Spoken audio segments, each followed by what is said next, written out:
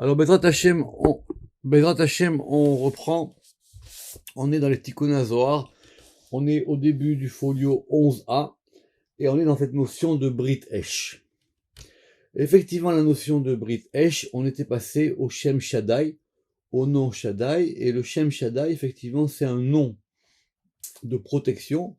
Et vu qu'on est dans la protection et que le Zohar et les Tikkun Zohar, ils nous ont dit que cette protection, elle était aussi pour se protéger, voire même se défendre, et voire même des fois, ce qu'on va voir maintenant, attaquer les forces extérieures, on va rentrer dans un passage extraordinaire sur l'armurerie.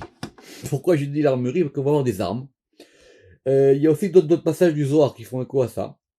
Mais ici, on a quand même une bonne version sur le fait que la prière et certaines parties de la prière, ce sont donc des armes. Et on avait vu ça du verset qu'on a vu un peu juste dans le paragraphe précédent. Romemot el birronam veharev pipiyot beyadam. Ils élèvent le Shem El dans leur gorge, c'est-à-dire en priant, dans ce qui va sortir de la gorge, dans l'évocation des noms qu'on va faire. Et ils ont donc une épée, Cherev, pipiyot, à double tranchant, dans leurs mains. D'accord? Juste pour commencer, je vais raconter une petite histoire drôle qu'on m'a racontée. Il y a un psaume qui s'appelle le psaume 109, le psaume 4, c'est-à-dire couvre-tête. Et il y a quelqu'un qui m'a raconté qu'en Tunisie, quand quelqu'un t'embêtait, tu lui disais arrête, sinon je vais lire le psaume 109. Et directement, ça arrêtait la personne. Donc la prière, c'est une arme. Alors, comment ça marche? Alors, on va commencer par l'épée. L'épée, c'est Kherev. C'est quoi cette épée? Diyu Yud Recha de Charba. Alors vous allez prendre une épée, et cette épée, elle a un double tranchant, comme on a vu dans le verset Kherev. Donc la pointe de l'épée, c'est-à-dire le haut de l'épée, qui est pointu, peut-être ça serait même un glaive, on avait hésité avec M. Seban, c'est un Yud. Vav, Goufa de Charba. Et le Vav, c'est le corps de l'épée. Donc vous avez Yud, Vav, He, Tre, Pipiyot, Dila. Et les deux et, ce sont les deux tranchants. Donc c'est peut-être plus un glaive qu'une épée. Mais en tout cas, il est tranchant des deux côtés. Donc si vous regardez bien, vous avez donc un Shem Yud Kevavke. Yud Kevavke. Et avec ce Shem Yud Kevavke qui est représenté par une épée, on va pouvoir égorger ce côté de l'autre côté. Ou Berine Itmar. Et c'est pour ça qu'on a dit Abba leorgecha ashkem leorgo. C'est une Gemara là-bas, qui est la Gemara qui justifie la légitime défense. Si quelqu'un il vient pour te tuer, alors lève-toi avant lui et tue-le. Mais évidemment ici, c'est quoi? C'est la légitime défense de la prière contre les forces du mal. La prière, c'est une guerre. Des Tmarba, parce qu'il est dit à ce propos-là, quoi? À propos d'Abraham. Vayashkem Avraham. Car c'est connu qu'Abraham, il est lié à Chesed, Abraham, il est lié au matin. Et il y a marqué là-bas qu'Abraham, il se levait tôt le matin. Pourquoi faire? Évidemment, pour prier. Donc le combat d'Abraham, c'était directement, dès l'aube, d'aller se battre. Alors on continue. Maintenant, ça c'était pour le Shem Yud Kevavke en général. Verod, et de plus. Le Kriyat Shema, ça correspond à une lance, Romach. Romach, ça a pour valeur numérique, Resh et même 240, 248, oui, pardon, c'est Ramach en hébreu, ça fait donc 248. Et c'est quoi 248? Kelila Meshit Tevin de Yehuda. Alors, soit on écrit Romach 248 plus 6, soit on écrit Ramach sans le Vav. Mais si on a le Vav, c'est pas grave, parce qu'on va rajouter quoi? On va rajouter donc les 6 mots du Kriyat Shema. Shema, Israël, Hashem, Elokeinu, Hashem Echad. Donc on a 6 mots, et on a 248 mots dans le schéma. Le schéma lui-même, le texte des 3 paragraphes, il fait 248 mots. ou meremar tevin, et les 248 mots, quand on va rajouter Hashem Elohechem Emet. Alors ça c'est intéressant parce que c'est quelque chose qui vient du Zohar. Normalement le schéma il commence à Shema Israël et il se termine Liot Lachem Elohim, Ani Hashem Elohechem. D'accord? Simplement, on a l'habitude, quand on fait la prière en communauté, de rajouter Hashem Elohechem Emet. On répète les 3 derniers mots. D'accord? Prenez le Kriyat Shema, très simple. Le schéma, il se termine à Ani Hashem Elohechem. Et donc là, on n'a pas encore 248. Et pour avoir 248, il faut qu'on rajoute Hashem Elohechem Emet. Pourquoi c'est intéressant? Parce que ce Hashem Elohechem Emet, normalement, on le rajoute uniquement quand on prie en minyan. C'est la raison pour laquelle certaines communautés, ashkénazes, en général, pour avoir cet élément de 248, on rajoute au début du schéma El Melech Neeman. Vous verrez ça dans des livres ashkénazes, pour avoir ces 3 mots en plus. Mais en tout cas, ça vient du Zohar. Donc, on avait une épée avec le Shem Yud Kei Vav Kei. On a une lance avec le schéma Israël. Et maintenant, on va avoir une fronde. Quel est le personnage qui avait une fronde? C'était le roi David. Rappelez-vous la fameuse fronde avec laquelle il a lutté contre Goliath. Comment est-ce qu'elle vient cette fronde? Veukirta. Ve'aitmar. Hamesh avnin he. Alors, c'est-à-dire, on va prendre les 5 premiers mots. Shema Israël, Hashem Elokeinu, Hashem. De itavidu chad avna be'at yod, et qui sont devenus une pierre dans la lettre Yod. Rappelez-vous le E et le Yod. C'est-à-dire, en fin de compte, que on prend ces 5 mots, Shema Israël, Hashem Elokeinu, Hashem, et donc ce sont les 5 pierres qui correspondent à la fronde. Pourquoi? Parce que rappelez-vous ce verset qu'on a vu dans le Pardès. Qu'est-ce qu'il a fait David quand il a eu l'autorisation d'aller se battre contre Goliath? Tout le monde a dit, mais qu'est-ce que tu vas faire toi? T'es petit. Il a dit, laissez-moi faire.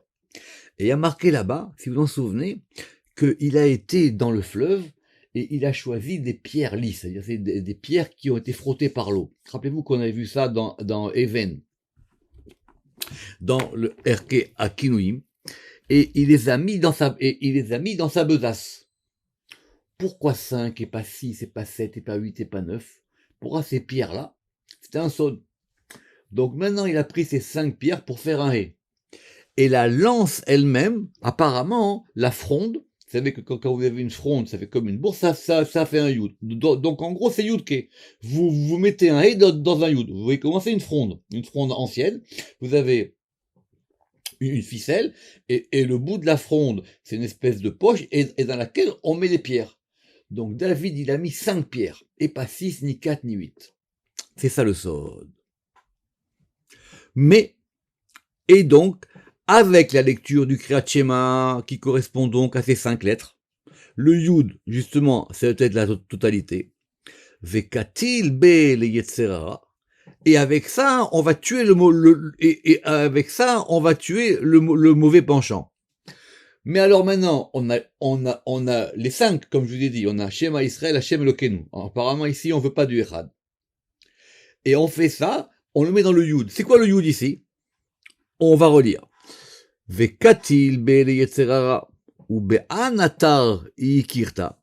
Et maintenant, où est-ce qu'elle est la fronde? On a les 5. La fronde, elle est où? La fronde, elle est dans les téphilines. Alors là, on apprend beaucoup de choses. On apprend évidemment de chaque ligne des Tikkun HaZohar que le Kriyat Shema, il faut toujours le réciter, évidemment, quand on peut, avec les téphilines.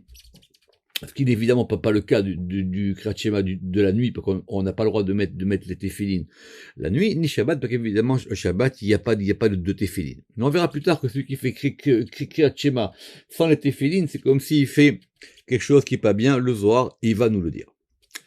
Alors maintenant, tu es en train de me dire que la fronde, c'est le Yud, et maintenant, les 5 mots, c'est quand on va lire le Kriyat Shema, mais cette fronde, elle a un fil, comme je vous l'ai dit, elle a un fil pour pouvoir faire tournoyer la fronde. Chut de Kela, des karich beyad. Or, ce fil-là, dans quoi on le met? On le met dans la main. Ça correspond à la lanière des téphilines. Da retsua de yad. Ça correspond à la lanière des téphilines de la main. Des iou kechut des zarka, qui correspond à zarka. C'est quoi zarka? Zarka, évidemment, c'est un signe de cantillation, mais qui veut dire aussi le fait de jeter, de lancer. Alors, et c'est pas fini. Donc, on avait, je répète, une épée. Après, on a dit, on avait une lance. Après, on a une fronde. Et maintenant, on va avoir un arc. Alors, comment on a l'arc? Vei Kriyat Shema, toujours dans le Kriyat Shema. Parce que le Kriyat Shema, et écoutez ce que dit ça, Keshet, c'est un arc des Arichitsim qui va lancer des flèches. Où ça se passe, le lancer des flèches? Quand on va dire Misitra de Baruch Shem Kevod Malchuto Leolam Vaed. Quand on va dire la deuxième phrase du schéma, Baruch Shem Kevod Malchuto Leolam Vaed. Comment ça fonctionne?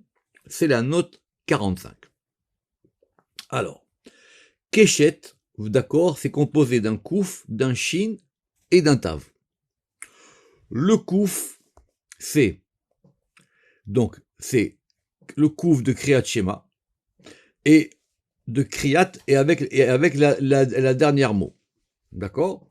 Et les trois lettres du mot Keshet, le Ramak dit que ça correspond aussi aux trois types de sonneries du chauffard. Kouf la tekia, Shin les shevarim, Tav la teroa. Donc en gros, et en plus ça correspond aux trois patriarches, Abraham, Yitzhak et Yaakov, qui vont correspondre aussi aux trois paragraphes du schéma Israël. Donc vous aviez une fronde, et maintenant on a un arc avec lequel on va lancer des flèches. Quel est le rapport entre Baruch Shem Kevod Malchuto Leolam Vaed et cet arc?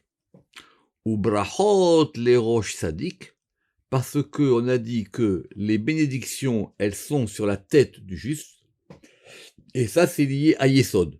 Or Yesod, vous verrez dans le Pardes, Yesod c'est un arc, c'est effectivement le Keshet, et effectivement, qui correspond au Keshet Abrit, qui correspond à l'arc de l'alliance. D'où effectivement le double mot en hébreu, où l'arc c'est à la fois Keshet, l'arc, et c'est à la fois aussi l'arc-en-ciel. Vous vous rappelez tout le cours qu'on a fait sur l'arc-en-ciel. Alors là, c'est pas fini. Maintenant, on va reprendre notre lance. Vous vous rappelez le Romar. Da, Amuda de Emsaïta. Et maintenant, cette lance, elle correspond où? Cette lance, vous voyez que bien une lance, c'est un élément droit et longitudinal, on va dire. Da Amuda de Emsaïta, il correspond, lui, à la colonne du centre. Bechamesh etzba'an de yad, et on va le saisir avec les 5 doigts de la main. La lance, il faut la saisir. Et donc 5, ça fait un he. Di he tata, et qui correspond au he inférieur, c'est-à-dire le he de la malchoute. C'est comme si vous avez la malchoute en bas, le he qui va saisir le vav de Tiferet. Et cette malchoute, vei le yimina de chesed, elle est à droite de chesed, Darga d'Abraham, qui correspond au degré d'Abraham, parce qu'Abraham aussi, sa valeur numérique, c'est 248. Donc, c'est la note 50. Ce degré de 248, de Rémar, d'accord? C'est-à-dire, vous rappelez-vous qu'on avait Rémar et Romar, d'accord? Il est degré d'Abraham, il devient quoi? Il devient Romar quand on va lui ajouter le Vav. Or, ce Vav, il vient d'où? Ce Vav, il vient de Tiferet. En plus, on veut lui mettre le He de Malchut. Donc, autrement dit, quand on organise les choses de telle ou telle manière, ça va procurer, ou ça va fabriquer, ou mettre en action différents types d'armes. Ve'im Vav de Amuda d'Emsaïta, et donc avec le Vav de la colonne du centre, on a donc Romar. Très bien. Revenons sur la fronde. Quelle a notre fronde? Comment ça marche la fronde? La fronde, c'est pas le même type d'arme. La fronde, vous voyez bien qu'il faut la faire tourner. Alors, ça marche d'un autre côté. La fronde, on avait dit que ça marchait comment? C'était le hé. Il a les smala. C'est-à-dire, la fronde, elle est liée à Bina. Rappelez-vous, ça correspond, vous rappelez, ça correspond à ce degré de 5. C'est supérieur à gauche. Yud Avna Dekela, le Yud, qui est la pierre de la fronde, ben qu'ici on considère le Yud par rapport à Chorma, et le Yud Ke des téphilines, qui vous rappelez qu'il fallait avoir les téphilines en même temps, et donc ça va se mettre à gauche. Donc, on a plusieurs types d'armes, qu'évidemment il faudrait analyser plus longuement et essayer de comprendre encore plus, mais là déjà c'est déjà pas mal. Et elles correspondent donc à différents degrés, ce qui va nous permettre de revenir à ce qu'on a dit. V, Kula, Yudke Imshemi. Vous rappelez-vous que notre verset, quand on met Yudke avec Shemi, on a donc quoi? On a donc 365. Et Vavke avec Zichri, on a 248. Donc on est revenu à notre histoire du Brit Esh. Que tout ça c'était lié, vous vous rappelez le Brit qu'on avait dit que c'était un Yud. Revenons au Brit. Alors le Brit, c'est un Yud. Maintenant le Brit, la circoncision, elle se fait à 8 jours. Très bien. On parlait hier de ce monsieur Grad, j'ai écouté un cours de lui et il dit pourquoi est-ce qu'il faut, et d'ailleurs il ramène ce que la Gemara elle dit, que pourquoi est-ce qu'il faut que la circoncision elle se fasse à 8 jours. Il dit parce qu'il faut qu'il y ait un Shabbat. C'est vrai que quel que soit le jour de la semaine où vous êtes né, y compris même un Shabbat, si vous comptez 8, vous aurez toujours un Shabbat. D'accord. Donc cette notion du Brit, elle est liée à cette notion du 8. Abou Lafia, il a une explication extraordinaire. Il dit pourquoi on fait 8 et pas 7? Pourquoi la Torah a dit la circoncision elle est au bout de 8 jours? Il dit parce que ça revient au jour où vous êtes né. C'est tellement simple que c'est extraordinaire. Quel que soit le jour de la semaine où un enfant est né, le 8e jour, il revient au jour où il est né. S'il est né un lundi, on fera la brite un lundi. S'il est né un Shabbat, on fera la brite un Shabbat. Ce qui est encore une autre explication. Alors, celui maintenant qui va garder ce degré du Yud, de la circoncision, Betemania Yomin de Mila, dans les 8 jours de la Mila. Et on va voir maintenant ce degré du 8. Et on va voir comment cette notion d'alliance, elle va agir à plusieurs degrés. La Brit Mila, elle se fait quand? Le 8e jour. Comment est-ce qu'on respecte Shabbat? Betimania Alfe Trum Shabbat, dans les 8000 de la frontière du Shabbat. C'est très simple. Shabbat, on a droit de se déplacer 2000 coudées. 2000 dans les 4 directions, ça fait 8000 coudées. Je vous explique en 2 mots c'est quoi cette histoire. Shabbat, on n'a pas le droit de porter. Porter, c'est autre chose. Porter, c'est le fait de déplacer d'un domaine public à un domaine privé. Maintenant, soi-même, si quelqu'un il veut se déplacer Shabbat, il n'a pas le droit d'aller au-delà de 2000 coudées. Vous rappelez-vous qu'on a vu la raison de ça dans le Zohar, beaucoup plus haut. Parce que c'est la protection qui est autour du Shabbat. D'accord. Concrètement, si aujourd'hui, comme on va toujours dans des endroits à habiter, quelqu'un il peut faire 10 km Shabbat. Mais à l'époque, et même aujourd'hui, c'est le fait d'aller dans un endroit qui n'est pas à habiter. Évidemment, sans porter, c'est quelque chose de différent. Donc, quelqu'un qui garde ce périmètre de Shabbat, qui correspond au périmètre du 8, lui aussi, c'est lié à l'alliance. Où est-ce qu'on retrouve encore cette notion de 8? Betimiana parashian des tfilés. Dans les téphilines, il y a 8 parashiot, 4 qui sont une dans le bras et 4 dans la tête. Donc tout celui qui a ce degré de 8, il unatir, mikol mazike ditru tiadad etc. Il est gardé de toutes les forces qui font des dommages, qui sont dans la main du Yetzirara. Parce que lui, des umemana achitin ribo, Parce que lui, il est préposé sur 600 000. Lui, effectivement, ce Yetzer Hara, ce qu'il veut, c'est faire des problèmes avec les 600 000 des Bnei Israël. Rappelez-vous que 600 000, c'est à la fois un chiffre global et c'est en même temps le chiffre qui correspond à 20. Parce que quand vous vous rappelez que quand on a compté 600 000, on s'est arrangé. Puisqu'on n'a pas compté les femmes, on n'a pas compté les enfants, etc. Donc ça, c'est la protection. À plus forte raison, Kol Sheken, Man de Kashirle, Beshalshalin de Katil, à plus forte raison, celui qui est capable de l'attacher, de le juguler et de lui faire la shrita. Rappelez-vous que c'est une mara. Il y a une mara qui dit que dans Avodah Zarah, à la fin des temps, Dieu, qu'est-ce qu'il fait? Il prend le Yetzer Hara et il lui fait la shrita. D'accord? Et les gens, ils vont dire quoi? C'était ça. Et les autres, ils vont dire quoi? C'était ça. Ils vont dire, les tzadikim, ils vont dire, ah, je me suis battu toute la vie contre lui. C'était un ami puissant. Et les autres, ils diront quoi? Tout ça pour ça. C'est une marade à Avodah Zarah. Mais revenons maintenant à la Brit Mila elle-même. Alors là, de la Brit Mila elle-même, on va apprendre des choses qui risquent un peu de vous choquer, mais qui sont qu'on fait aujourd'hui la Brit Mila en partie comme le Zohar le voudrait. Ve'od Brit, la circoncision, Detakinu le mana be'afra. Alors je ne sais pas si ça se fait encore aujourd'hui partout, mais moi en tout cas, chaque fois que j'assiste à une circoncision, je demande à ce que ça soit fait. On doit avoir un pot en terre. On prend un pot et on met de la terre dans ce pot. Et qu'est-ce qu'on va mettre dans ce pot en terre? On mettra le prépuce.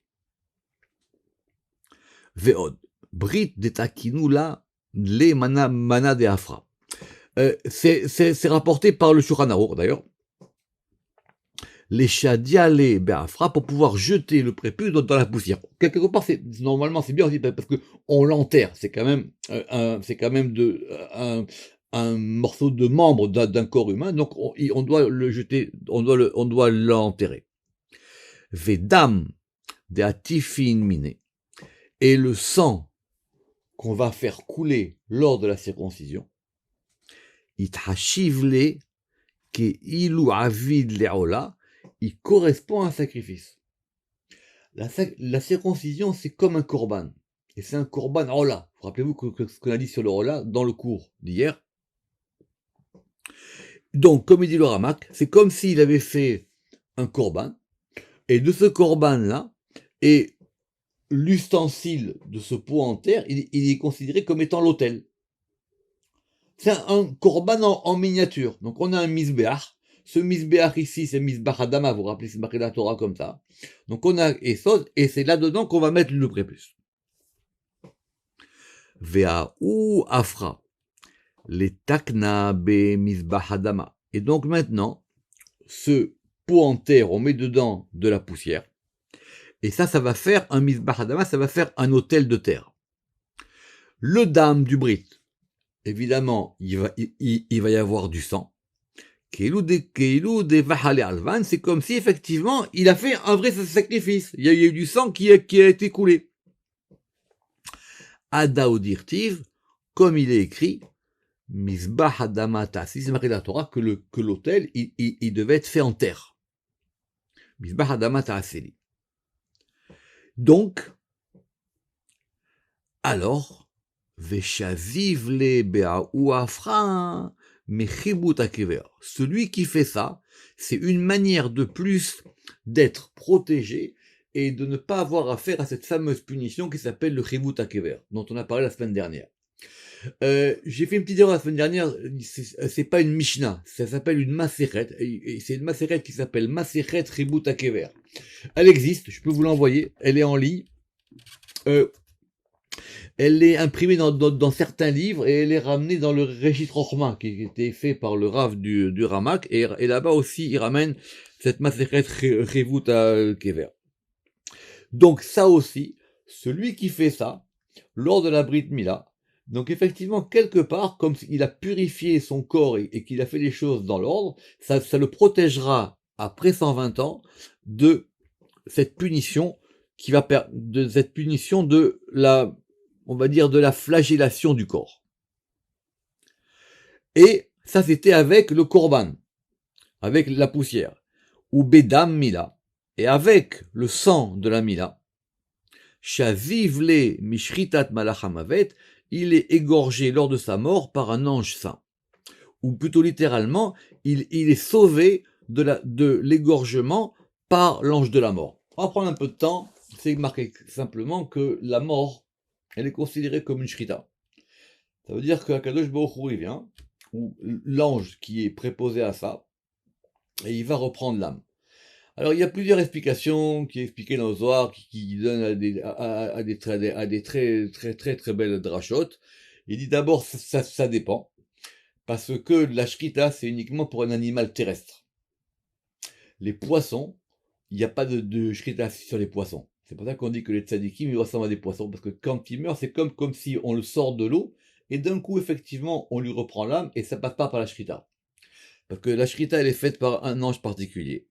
Il y a une autre Gemara qui dit que ceux qui méritent le moment de la mort, pour eux, c'est aussi simple que comme si on enlève un cheveu d'un bol de lait.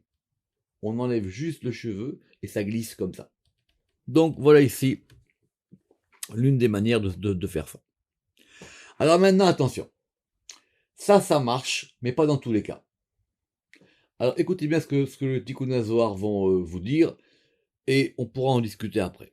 Parce qu'il y a un cas particulier de quelqu'un auquel on va faire la Brit Mila, mais il a un statut difficile. Quelle est cette personne? Ce qu'on appelle un mamzer. C'est quoi un mamzer? Un mamzer, c'est un enfant dont adultérin.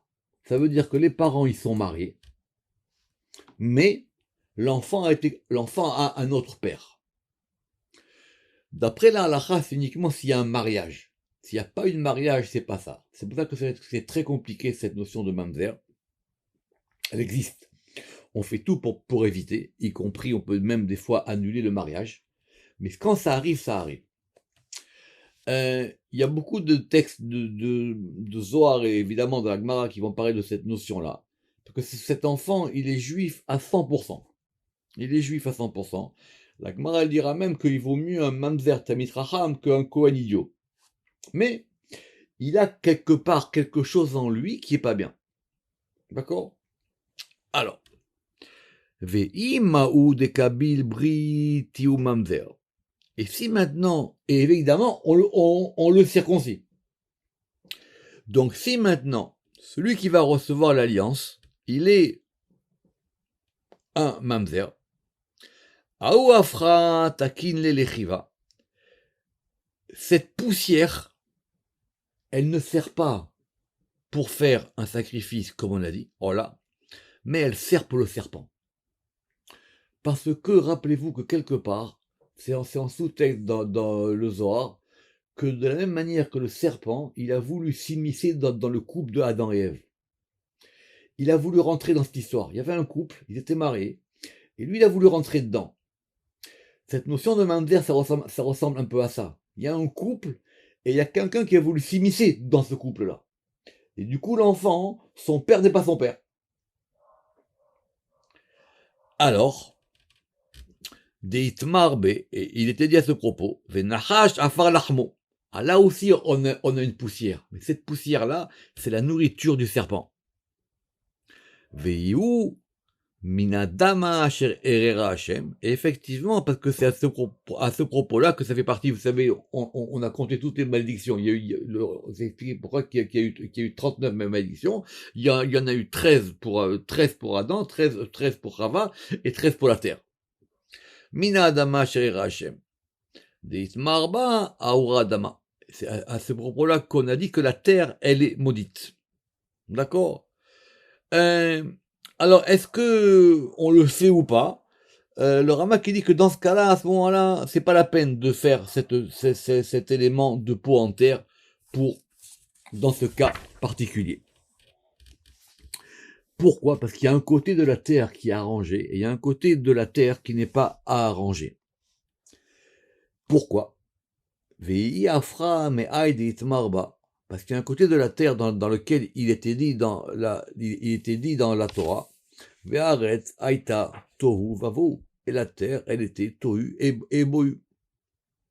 Des Itmarba, et à propos de comme on l'a dit, vous vous rappelez, va eretz kabeget tivle, et la terre, elle sera comme un vêtement. On a vu hier dans le cours, si vous le réécoutez, que ça correspond qu'il y a un degré de la terre et des cieux qui correspond à Tiferet et Malchut, et il y a un côté de la terre et des cieux qui correspondent, vous vous rappelez, à Lamed et Samer même. Le Zohar, il a dit que quand on dit là-bas que la terre là-bas, elle est avec le même verset, Ve'eres kabegetivle, c'est effectivement de l'autre côté. Ve'ime ichulake. Et donc effectivement, cette terre-là, elle est sa part à lui. Et donc maintenant, si même on considère que, c'est pour ça que Zohar dit qu'on ne devrait pas le faire, si on le fait, ça s'appellerait qu'on fait un sacrifice pour l'autre côté.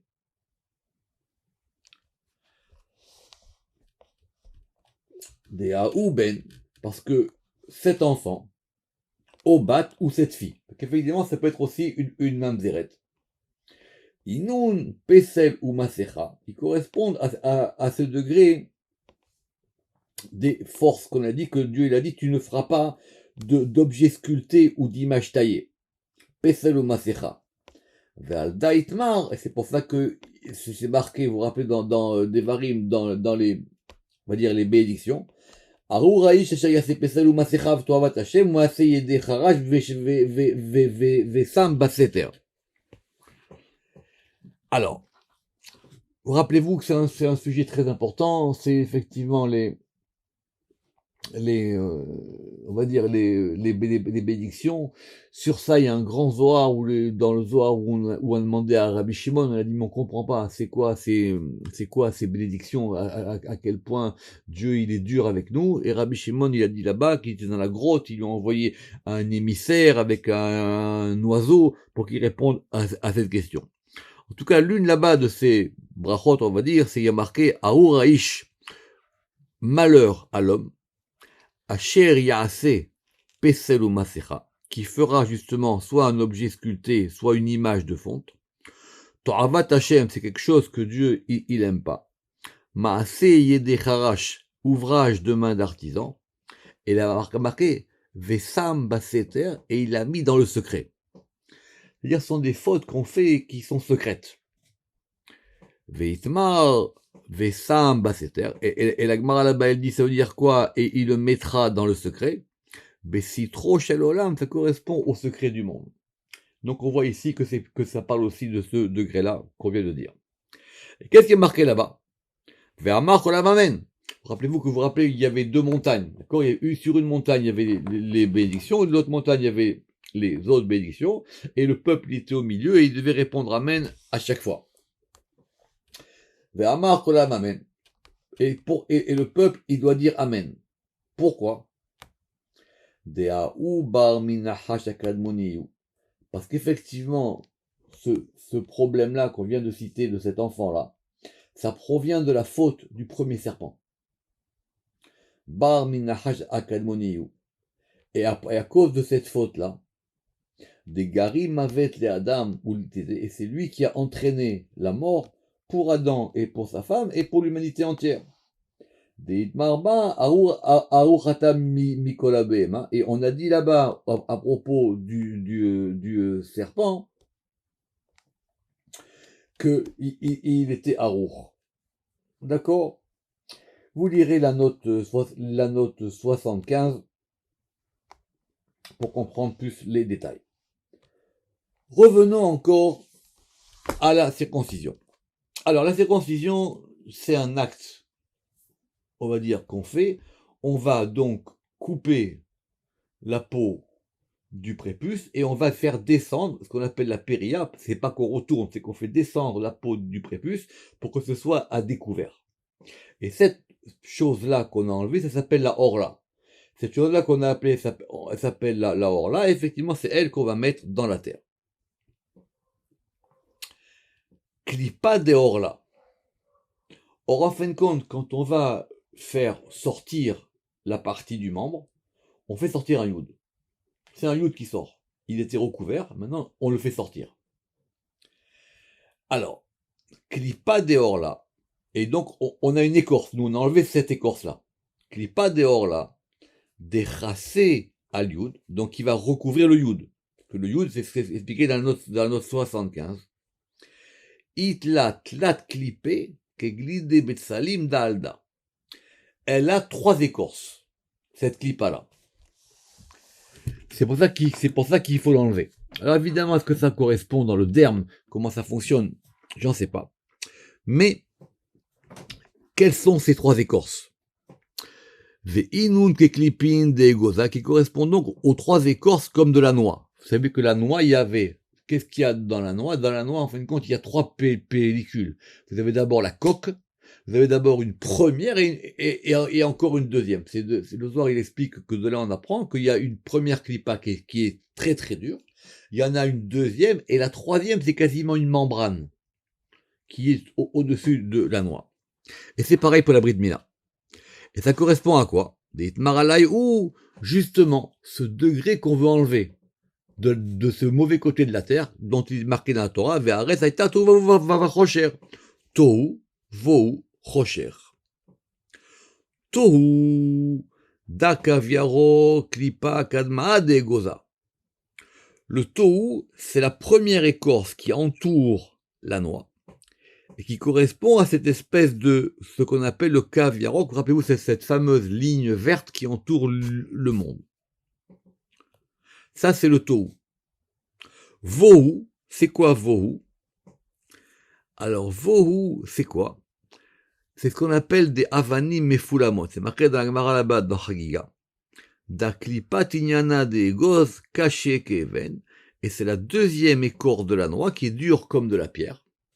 Et elle, ça correspond à un endroit, il y a marqué, qui est au centre de la terre et qui est composé de pierres visqueuses.